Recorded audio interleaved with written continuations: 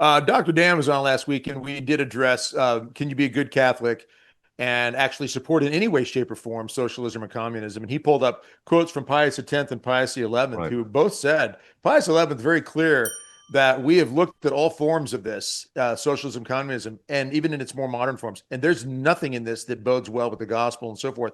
So, can you address that reality? Because again, I saw, I think the Fox News poll earlier today, 59% of Democrats polled are in favor of the DSA. Yeah. 51% are full blown in favor of socialism. So over half the Democrats polled are okay with socialism.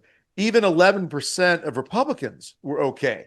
Yeah. I think it was 11. It was 6 or 11, somewhere in that range. But the point is, as you're saying, this emotional swing, this we need change and we need change so badly.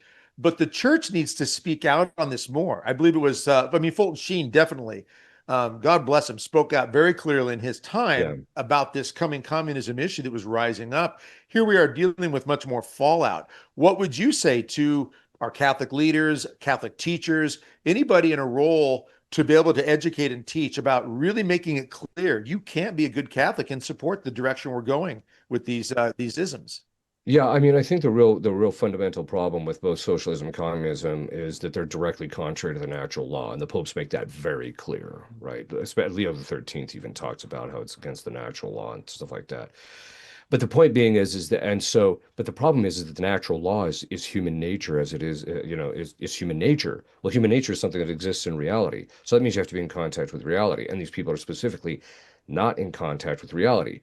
So what happens is that when people have bad emotional experiences, they're not looking at reality to make the determination of, well, where is this really coming from? And if I'm trying to find a solution to it, what does reality tell me are legitimate or viable, truly viable solutions? Well, anybody who's studied reality knows, given the history of communism and socialism, it's an unmitigated nightmare. It has never produced anything that has been of any value or good historically.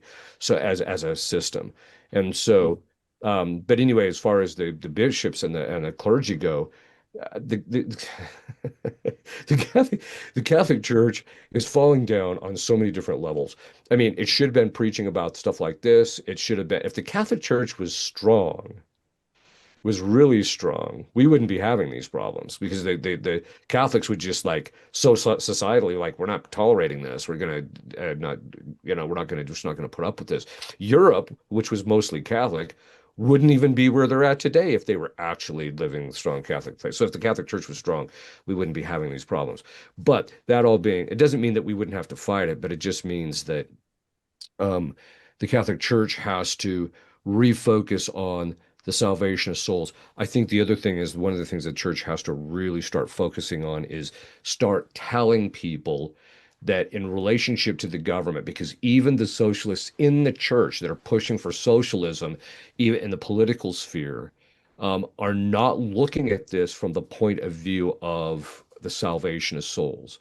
If you're Mm. looking at this from the point of the salvation of souls, it revolves around virtue of the citizenry. And so we have if the members, if they were actually serious, they would stop talking about everything being economic. It's not about poverty. It's not about the fact that some guy happens to be worth $1.5 trillion. It doesn't have to do with that. It has to do with the fact that the citizenry, that the primary end of the political system is the virtue of its citizenry, and we have to get that back in. And then, as Saint Thomas says, and as the other popes have said, and that means that indirectly the ultimate goal of the political society is indirectly, not the direct thing. It's because it has to do their direct object of concern has to be the virtue of its citizens, but that means it's remotely or indirectly connected to their salvation. But the point I'm drawing in all of this is that the church has to shift the discussion back to, no, we have to get back to virtue first, because it doesn't matter how much money you're making. No economic system can be sustained. I was just reading this recently, which I already knew, but I was just reading someone who was talking about it. No economic system, no economy in any country in history has ever survived moral decay. None. And so it doesn't matter what is done in our government to make us more economically viable. If you don't get the virtues of the citizens straightened out, it's going to be for naught. And I think that's what the church has to do is get it back to, look, the economy and the financial things will take care of themselves if you just work on the virtue.